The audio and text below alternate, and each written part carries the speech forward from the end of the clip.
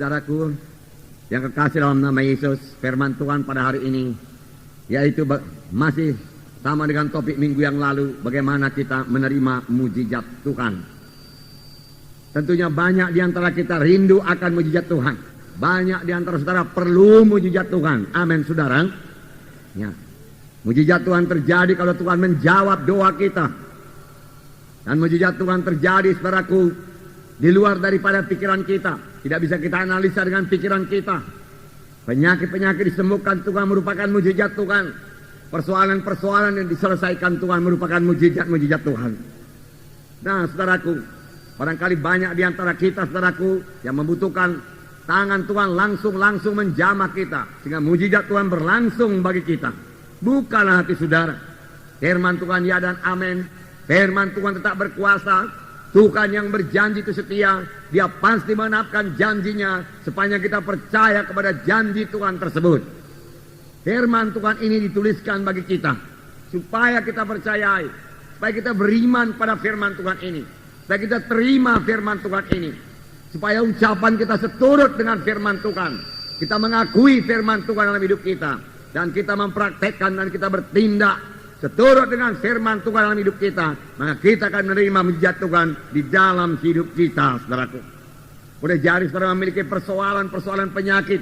Sudah berapa lama saudara sakit dan belum sembuh juga. Hari ini saudara pandang kepada Tuhan Yesus. Pegang janji-janji Tuhan. Tuhan yang berjanji itu setia. Tuhan berkata, oleh bilur-bilurku engkau sudah sembuh. Berarti oleh bilur-bilur Yesus kita sudah sembuh, saudaraku. Saudara boleh jadi persoalan keluarga, saudaraku. Saudara dengan pikiran manusiawi kelihatannya tidak ada jalan keluar. Firman Tuhan berkata tidak ada yang mustahil bagi Tuhan. Tuhan memiliki jalan keluar yang sangat bijaksana. Bersandarlah kepadanya, memandanglah kepadanya, percayalah, mohon hikmat daripada Tuhan. Maka Tuhan akan memberikan jalan keluar atas persoalan saudara. Boleh jadi persoalan-persoalan keuangan, saudaraku. Hingga saudara sendiri sudah merasa malu akan persoalan keuangan tersebut. Saudara mohon lagi pertolongan Tuhan, mohon hikmat daripada Tuhan. Apa yang saudara perbuat, Tuhan akan memberikan jalan keluar, saudaraku, atau persoalan-persoalan lain yang secara manusiawi sudah rasanya tidak mungkin buat diselesaikan. Tuhan kita mempunyai mujizat. Saudara, pekerjaan Tuhan ini ajaib adanya. Kelahirannya ajaib, perkandungannya ajaib, saudaraku. Pelayanannya ajaib.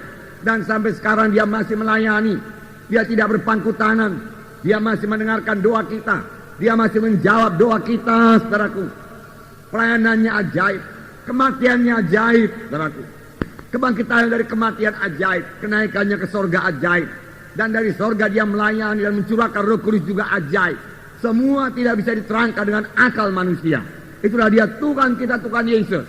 Tuhan yang hidup, Tuhan yang ajaib, Tuhan yang berkuasa. Tidak ada kuasa yang lebih besar daripada kuasa Tuhan Yesus, saudaraku.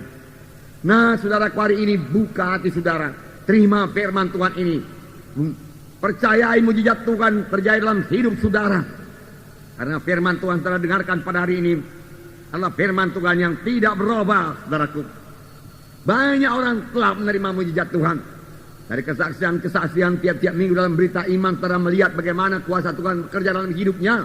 Bagaimana Tuhan mengobatkan hidupnya. Tidak terkecuali bagi saudara juga yang membutuhkan mujizat Tuhan pada hari ini. Kita akan membaca Yosua pasal 6 ayat 1 sampai 20. Ini sambungan dari Yosua pasal 3 yang kita baca minggu yang lalu. Bukalah kitab saudara Yosua pasal 6 ayat 1 sampai 20. Kita baca bersama-sama. Dalam pada itu, Jericho telah menutup pintu gerbangnya, telah tertutup kota itu karena orang Israel, tidak ada orang keluar atau masuk. Berfirmanlah Tuhan kepada Yosua, ketahuilah, aku serahkan ke tanganmu Jericho ini beserta rajanya dan pahlawan-pahlawannya yang gagah perkasa.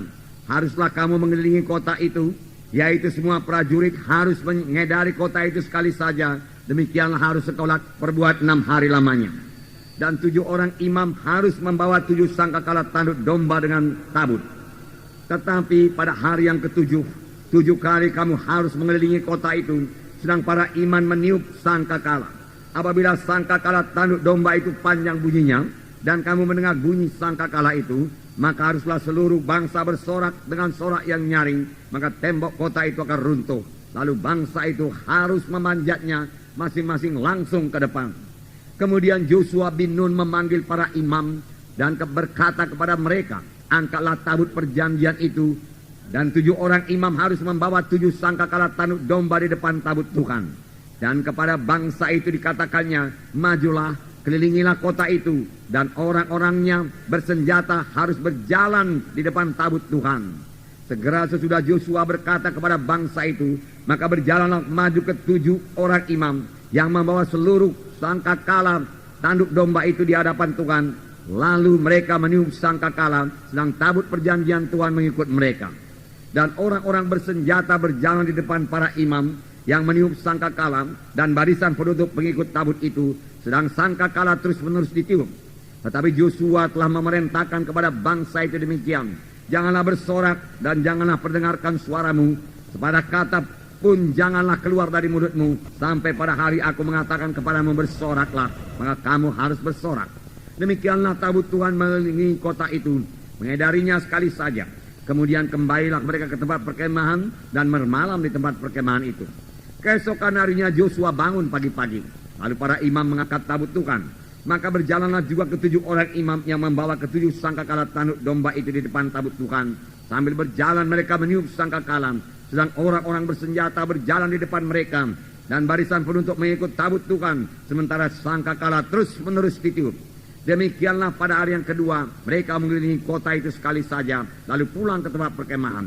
Dan begitulah dilakukan mereka selama 6 hari lamanya. Tetapi pada hari yang ke-7 mereka bangun pagi-pagi ketika fajar menyingsing dan mengelilingi kota 7 kali dengan cara yang sama. Hanya pada hari itu mereka mengelilingi kota itu 7 kali. Lalu pada ke-7 kalinya, ketika para imam meniup sangkakala, berkatalah Yosua kepada bangsa itu, bersoraklah, sebab Tuhan telah menyerahkan kota ini kepadamu. Dan kota ini dengan segala isinya akan dikhususkan bagi Tuhan untuk dimusnahkan. Hanya Rahab perempuan sundal itu akan tetap hidup, ia dengan semua orang yang bersama-sama dengan dia dalam rumah itu, karena ia telah menyembunyikan orang suruhan yang kita suruh. Tetapi kamu ini jagalah dirimu terhadap barang-barang yang dikhususkan untuk dimusnahkan, supaya jangan kamu mengambil sesuatu dari barang-barang yang dikhususkan itu setelah mengkhususkannya, dan dengan demikian membawa kemusnahan atas perkemahan orang Israel dan mencelakakannya. Segala emas dan perak serta barang-barang tembaga dan besi adalah kudus bagi Tuhan. Semuanya itu akan dimasukkan ke dalam perbendaharaan Tuhan. Lalu bersoraklah bangsa itu, sedang sangkakala ditiup. Segera sesudah bangsa itu mendengar bunyi sangkakala, bersoraklah mereka dengan sorak yang nyaring. Maka runtuhlah tembok itu, lalu mereka memanjat masing-masing ke dalam kota, masing-masing langsung ke depan dan merebut kota itu. Luar biasa mujizat Tuhan, saudaraku. Luar biasa. Nah, firman Tuhan di sini dikatakan, berfirmanlah Tuhan kepada Yosua, ketahuilah aku telah menyerahkan Yeriko ke dalam tanganmu beserta dengan rajanya dan pahlawan-pahlawannya. Ini terjemahan dalam bahasa Inggris. Dalam bahasa Inggris dipakai perkataan, aku telah menyerahkan Yeriko dengan rajanya dan pahlawan-pahlawannya dalam tanganmu. Padahal saudaraku, Yosua masih di luar daripada Yeriko. Orang Israel masih berada di luar Yeriko. Mereka masih berbaris-baris di luar Yeriko. Yeriko tertutup pintunya. Yeriko memiliki benteng yang besar, benteng yang teguh, benteng yang tinggi. Saudara, jadi menurut pikiran manusia, saudaraku, seperti laporan daripada 10 pengintai itu, bentengnya sampai ke langit, kita tidak bisa mengalahkannya. Itu benar. Tetapi kali ini, saudaraku, bangsa Israel maju dengan iman. Kali ini mereka maju dengan memegang perjanjian Tuhan. Tuhan berkata, benteng Yeriko telah aku serahkan kepadamu. Tuhan berkata, dan mereka mempercayai apa yang dikatakan Tuhan. Meskipun saudaraku, menurut cara berpikir manusiawi saudaraku, hal itu saudaraku mustahil adanya saudaraku. Tetapi Tuhan berkata, aku telah menyerahkan Yeriko kepadamu. Aku telah memberikannya kepadamu. Milikilah. Beginilah caranya kamu memilikinya. Dan Tuhan menerangkan bagaimana caranya mereka memiliki kota Yeriko itu saudaraku. Tapi secara lahiriah, mereka masih berada di luar Yeriko. Benteng Yeriko masih tertutup, saudaraku. Gerbangnya dikunci, serdadu-serdadunya siap bertempur. Tetapi inilah dia cara Allah bekerja, saudara. Biarlah kita mempercayainya.